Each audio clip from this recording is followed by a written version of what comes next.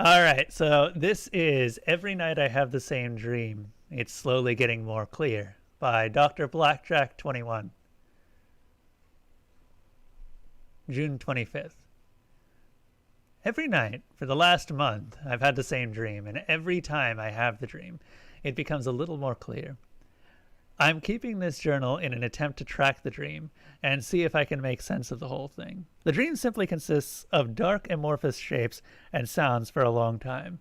But last night, it finally became clear enough that I could tell the sounds and shapes were actually a multitude of chanting hooded figures. As soon as I came to that realization, I shot up in bed. My heart was pounding in my chest, my face was plastered in sweat, and I was gasping for air. The sudden absence of the chanting made the room oppressively silent. Beside me, a sleeping, halting voice cut through the gloom. "What's the matter, babe? What's wrong?" A hand was gently rubbing my back, helping to anchor me back in reality and chase away the last vestiges of the nightmare.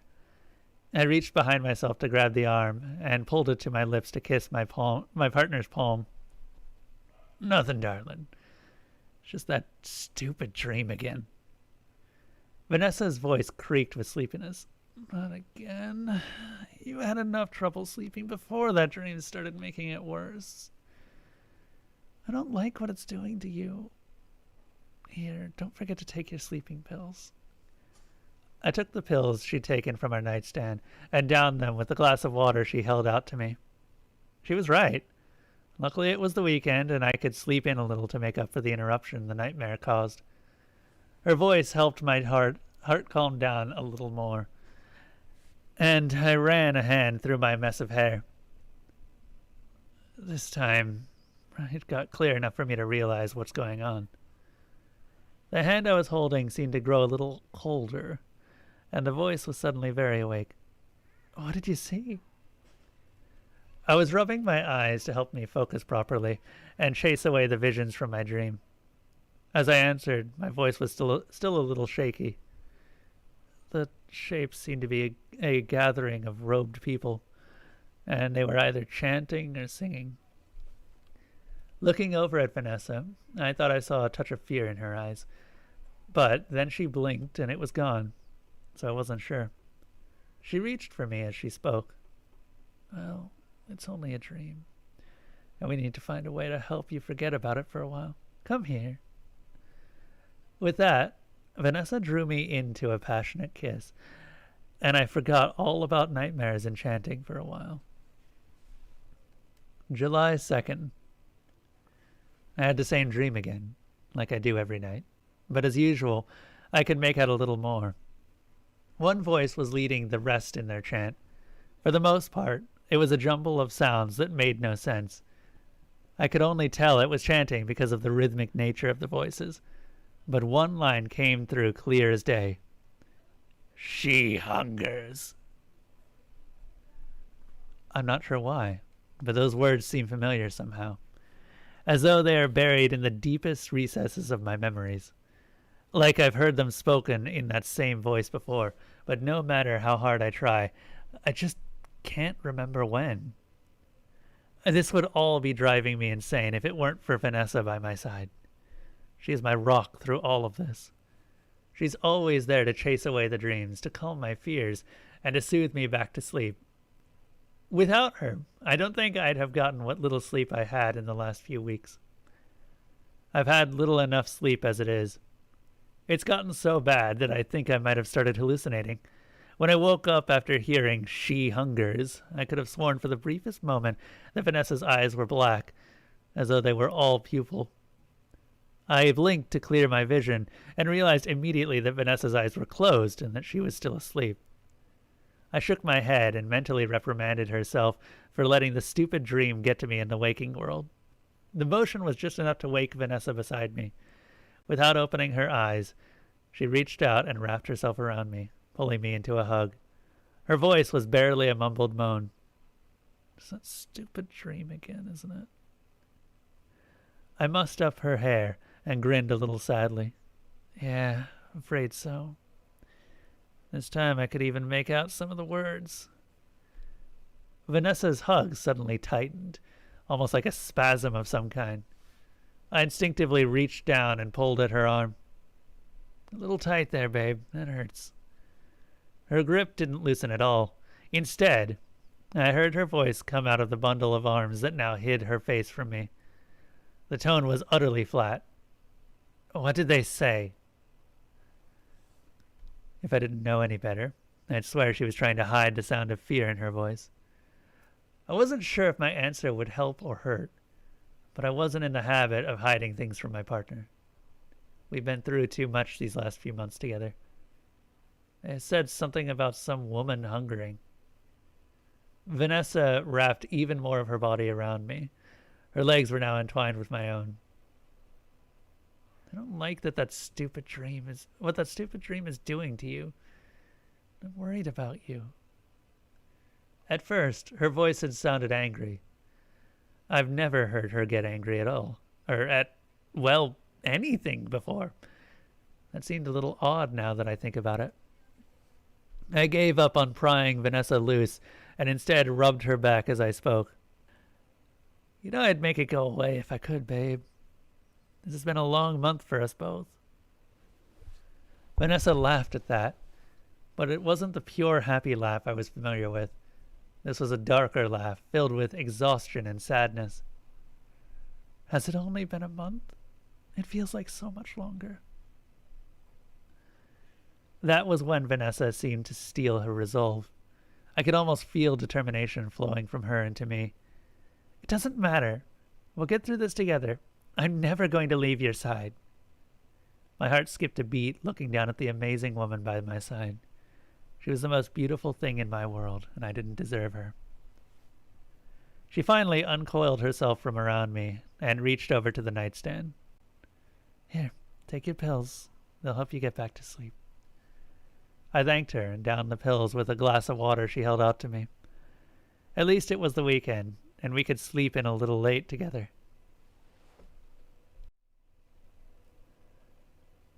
July 9th. This time I could make out more of the chanting, but it wasn't in any language I've ever spoken. This time I could make out more of the chanting, but it wasn't in any language I've heard spoken before.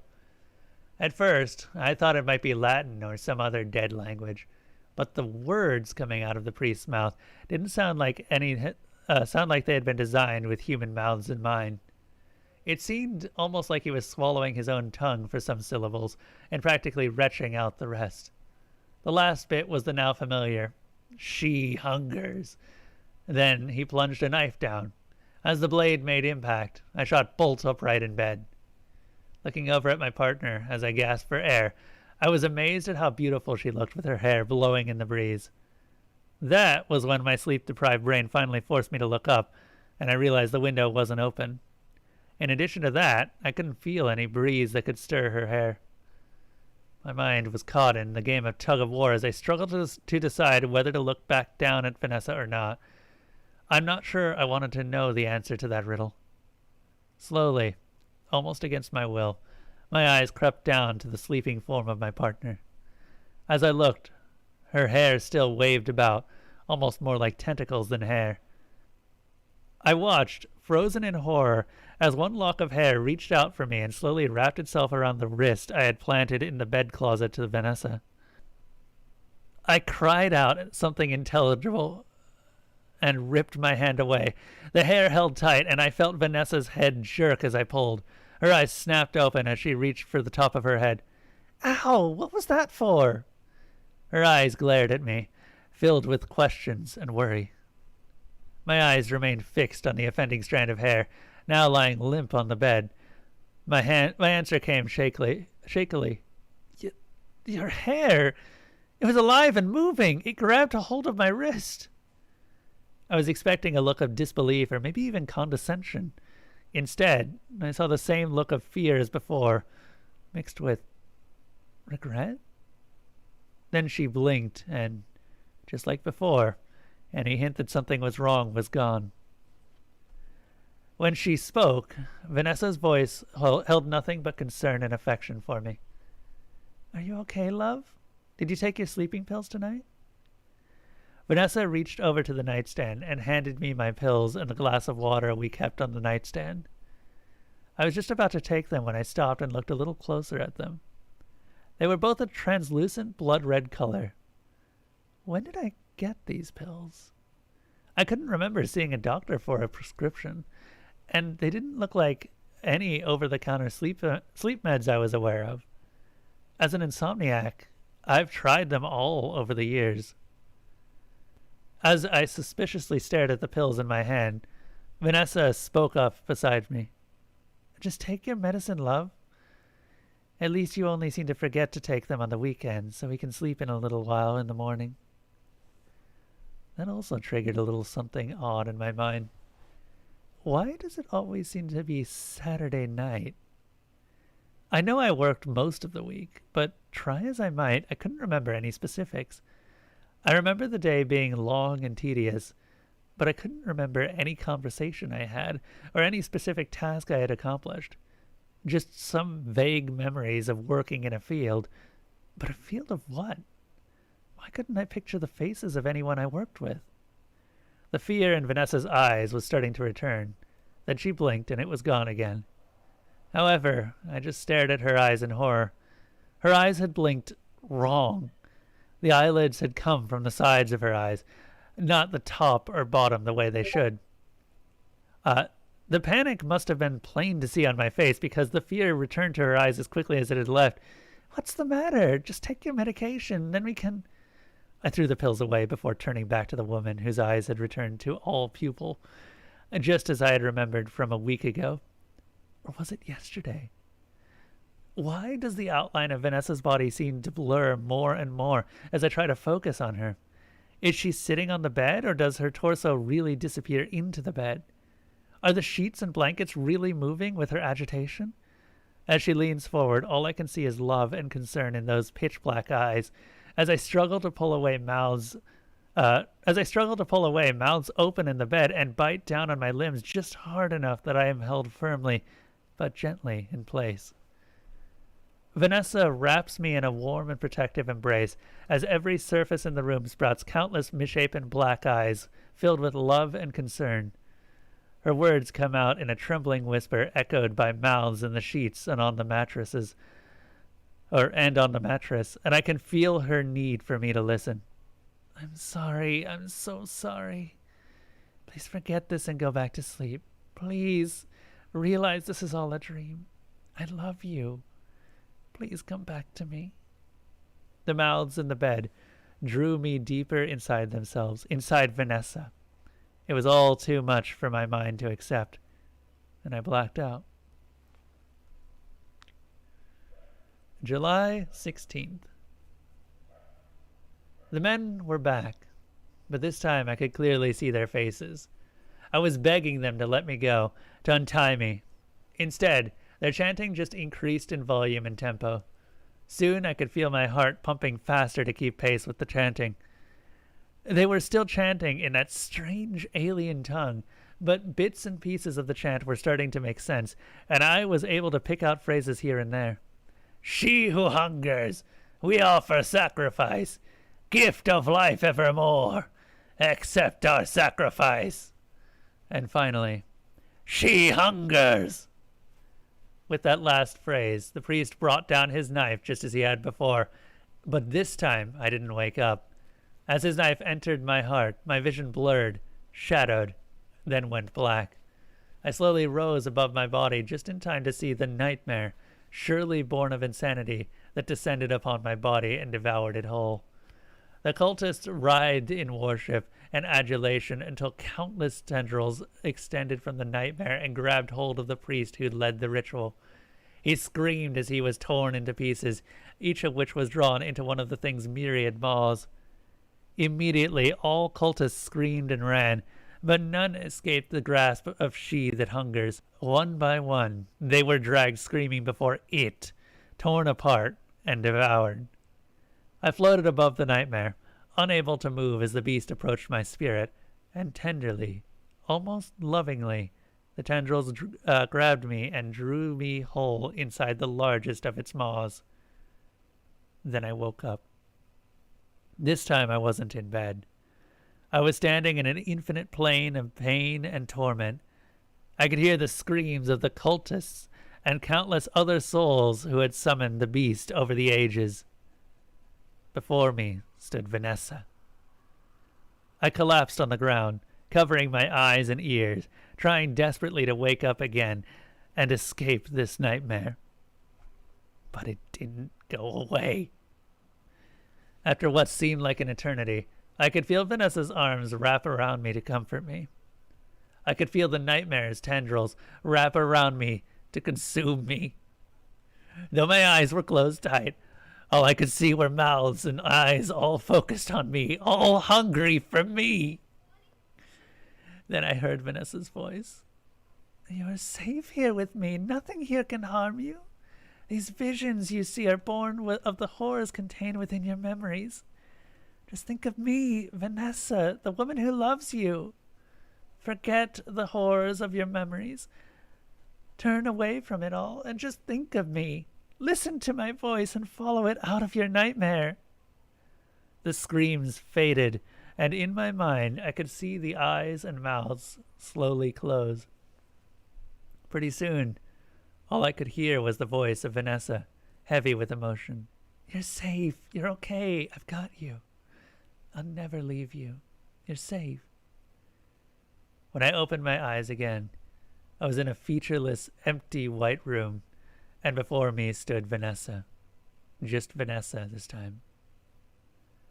Looking her right in the eyes, I couldn't hide from the truth any longer.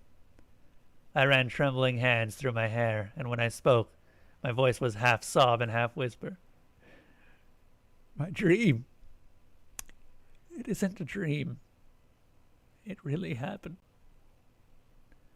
Vanessa raised a hand like she wanted to reach out and hold me, then dropped her arm to her side and lowered her head. Her voice was a whisper filled with sorrow. She only said one word. "Yes." I raised my hand and pointed at her. They killed me.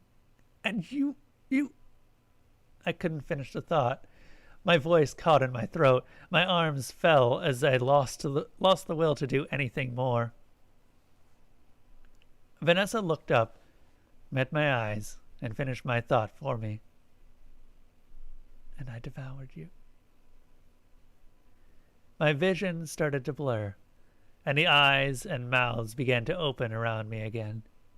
I screwed my own eyes shut as tight as I could, but the visions pierced through into my mind. I started to collapse again, but I was caught and held in a tight embrace this time. "I told you, none of this is real. You are safe. Nothing can ever hurt you again." I pushed away from Vanessa, an accusation in my eyes as I pointed at her again. "What do you mean none of this is real? You ate me. My body is slowly digesting in your stomach as we speak. How long before my spirit is gone too? How long before I cease to exist?" Vanessa tilted her head and considered me for a moment. "How long do you think you've been here?" I never even noticed when the eyes and mouths had gone away this time. Now there was just me, Vanessa, and the question. I don't know. A day, a week, a month? Vanessa smiled in a way that told me I was going to have a hard time understanding the answer. "Well, in this place, time is what you perceive it to be and nothing more. But you could more easily measure the time you've spent with me in centuries." As soon as Vanessa finished speaking, fragments of lifetimes of memories flooded back into my head. In every one of them, Vanessa was by my side. It was dizzying and took me more than a moment to process. What happened? Why can't I remember everything? Why is it so fragmented? Vanessa simply looked tired as she explained, as though she'd explained this countless times before. "This is all an awful lot for a human mind to process. Eventually, it just becomes too much. It's always started with the nightmares, and slowly but inevitably everything collapses.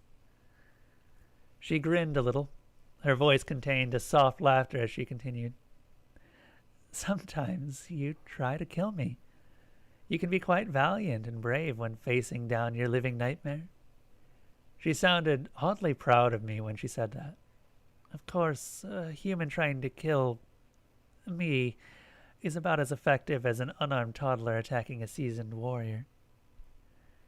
Her head tilted to the side, and Vanessa's voice took on a more sorrowful tone. Other times you try to kill yourself to escape, but you're a part of me now, and you can't kill yourself any more than you can kill me. Her voice became low, and Vanessa fidgeted in place like she was uncomfortable with the next part.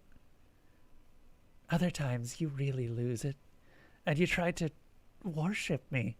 You've offered yourself up as sacrifice on multiple occasions. I don't like it when you do that. Something about seeing this demon elder god nightmare fidget in place uncomfortably was so surreal it snapped me out of it. Whatever haze I found myself in, and I laughed. I laughed long and hard. I laughed out my fear, my nightmares, my confusion, my pain, and more.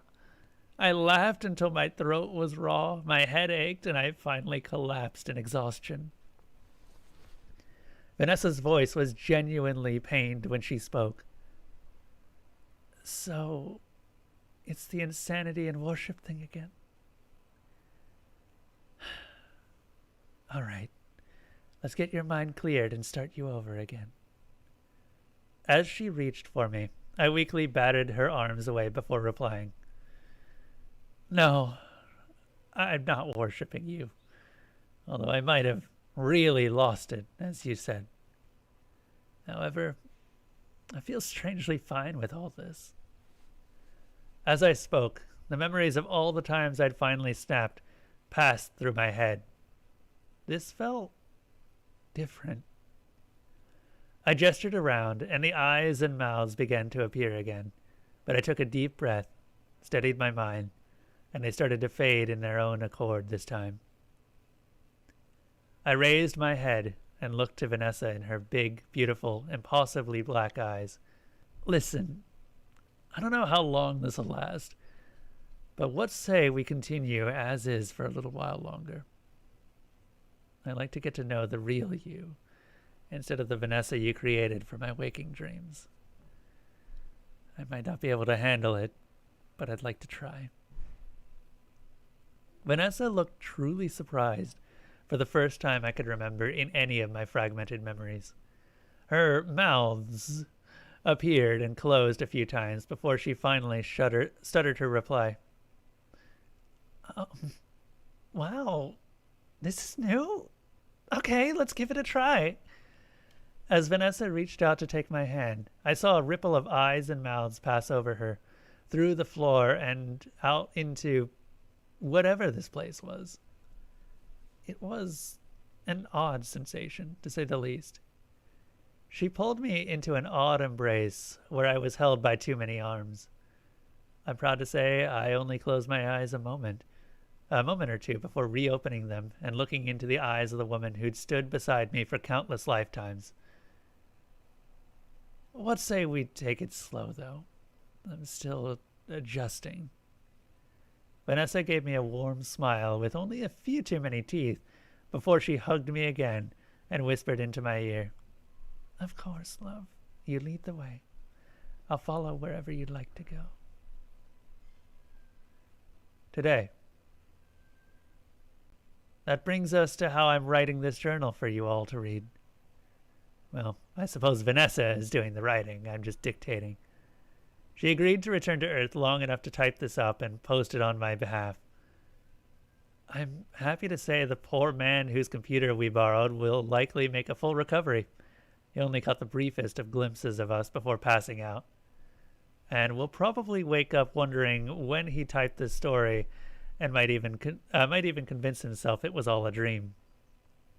I'm not sure how long this lucid time will last, but I'll keep it going as long as possible. Vanessa tells me this is the happiest she's been since she first experienced our understanding of the concept of time.